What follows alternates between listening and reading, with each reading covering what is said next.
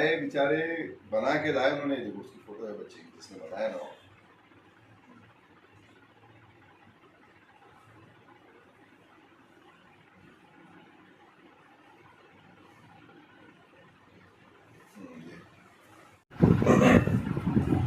औरंगाबाद को लेकर, उसके नाम को लेकर हम लोगों ने सबसे पहले हाईकोर्ट में ये लड़ाई लड़ी 2 साल तक, मैं और मेरे एक साथी संजय वाघमारे जी। हाईकोर्ट में 2 साल लड़ने के बाद हाईकोर्ट ने सरकार के पक्ष में फैसला दिया और बड़े दुर्भाग्य से हमारी सारे तर्कों को उसने जो है तो दरकिनार करते हुए जो सरकार ने जो डिसीजन दिया है उसको सही करार दिया और हमारी बातों को, हमारे दलाल को जो है वो बिल्कुल भी कंसिडर नहीं किया। इसके खिलाफ अभी हम लोग सुप्रीम कोर्ट गए हैं और सुप्रीम कोर्ट में हमने अपनी बात रखी। हमें उम्मीद है कि देश की सबसे बड़ी अदालत सुप्रीम कोर्ट में औरंगाबाद के लोगों को न्याय मिलेगा। मैं तो ये लड़ाई लड़ रहा हूँ, मैं तो एक जरिया हूँ, लेकिन मेरा ये मानना है कि ये लड़ाई औरंगाबाद से मोहब्बत करने वाले, हर कोई पे औरंगाबाद और औरंगाबाद के बारे में जिसको भी अच्छी भावना है, ये उसकी लड़ाई है और हमें उम्मीद है कि सुप्रीम कोर्ट से हमको न्याय मिलेगा। ईशा अंसारी सर, आप औरंगाबाद शहर के माजी शहर अध्यक्ष कांग्रेस पार्टी से रह चुके हैं, मगर आज मुसलमानों के अल्पसंख्यक समाज की यह हालत हुई है कि एक टिकट भी नहीं मिला उनको।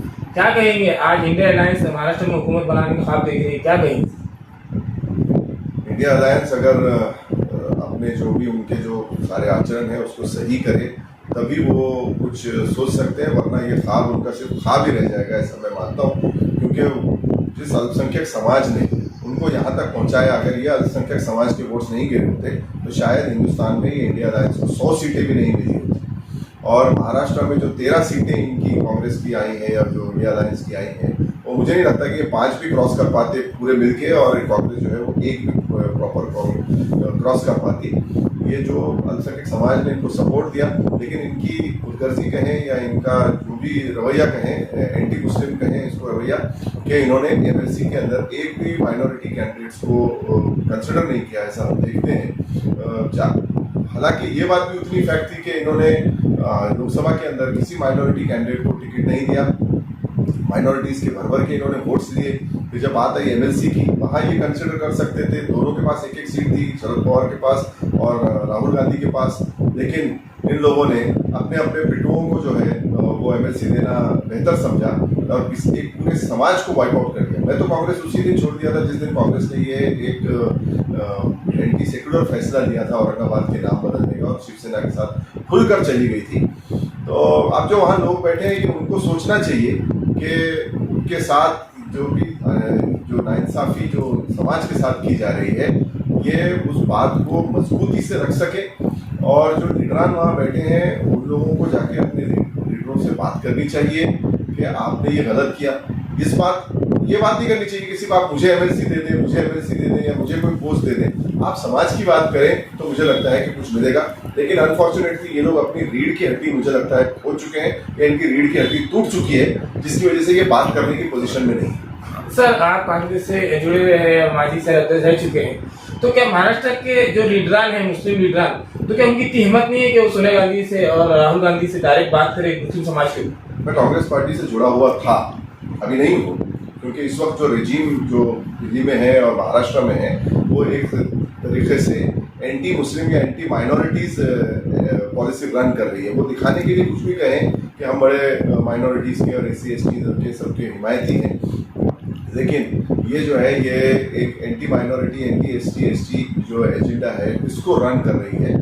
और अगर लीडरान में इनके जो है धमक होती तो ये औरंगाबाद के डिसीजन को, सिर्फ औरंगाबाद का डिसीजन अगर आप बात करें तो ये इसलिए इम्पोर्टेंट हो जाता है क्योंकि यहाँ इन सो कॉल्ड सेक्युलर पार्टियों ने अपनी सेक्युलर आइडियोलॉजी को तर्क कर दिया था, उसको छोड़ दिया था। और जैसे सांप केचली उतारता है, तो ये उस पॉलिसी को उसको अपने सेक्युलर जो चोला था उसको उतारते हुए ये हिंदुइज्म, जो सॉफ्ट हिंदुत्व का जो इनकी पॉलिसी था, ये इन लोगों ने उसमें प्रवेश कर दिया। तो इनके नेताओं का काम है कि अगर इनमें दमखम है, ये बाकी लीडर है, कहीं किसी अपने आप को समझते हैं या कहते हैं, तो इन्होंने जाके अपने नेताओं से आंखों में आंखें डाल के बात करनी चाहिए, ये नहीं कि आप उनके जूते उठाएं।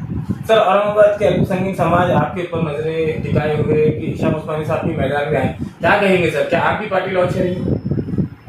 कांग्रेस से बाहर निकलने के बाद, उसको छोड़ने के बाद हमने एक पॉलिटिकल पार्टी बनाने का प्रोसेस शुरू किया था। अलहमदिल्ला हमको इलेक्शन कमीशन ऑफ इंडिया से मंजूरी मिल चुकी है एक राज्य स्तरीय पक्ष के तौर पे, लेकिन हमने लोकसभा में किसी हिकमत अमली के तहत उसको लॉन्च नहीं किया, क्योंकि बड़े बड़े प्लेयर्स इस वक्त थे और इतनी बड़ी लड़ाई एकदम लॉन्च करके लड़ना एक मुश्किल था। अगर हम आते तो हम पे भी बी टीम सी टीम होने का कहीं कोई आरोप लगता, इसीलिए हमने ये सारे बड़े प्लेयर्स को इसमें इस इलेक्शन में लड़ने दिया। बट आने वाले जो महानगर पालिका चुनाव हो या विधानसभा चुनाव हो, उसमें हम उम्मीदवार जरूर उतार सकते हैं। सर आखिरी सवाल है आपसे कि औरंगाबाद नामकरण की जो याचिका आपने दायर की है, युवा पढ़े लिखे युवा है, जनता भी है, मगर उनको भ्रम है कि इसकी प्रक्रिया कैसी होती है, उस बारे में बताएं।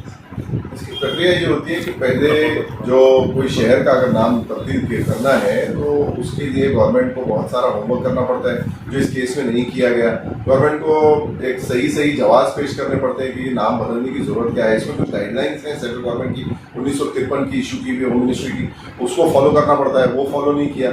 इन्होंने कानून को तोड़ मरोड़ के, संविधान में इसका कहीं कोई उल्लेख नहीं है कि किसी शहर का नाम बदला जा सकता है, लेकिन इन्होंने दूसरे कानूनों को उसको अलग तरीके से तोड़ मोड़ के उसका गलत इस्तेमाल करके ये लोग नाम बदलने की कोशिश कर रहे हैं। अगर किसी को कोर्ट में केस करना है तो उसको पहले सारा मटेरियल जमा करना पड़ता है, रिसर्च मटेरियल लगता है, फिर वो रिसर्च मटेरियल लेके वो वकील के पास जाता है, वकील उसको इकट्ठा कर उसको जो है लाइनअप करके फिर उसमें केस बनाता है, ये केस लड़ जाना चाहिए। इसलिए आपके पास सारे किस्म के मसाइल होने जरूरी है। सर आखिरी सवाल करेंगे, डॉक्टर हमदानी साहब भी एक तारीखदार है औरंगाबाद की, उनके पास भी बहुत सा मटेरियल है, क्या आपने कभी उनसे कहा?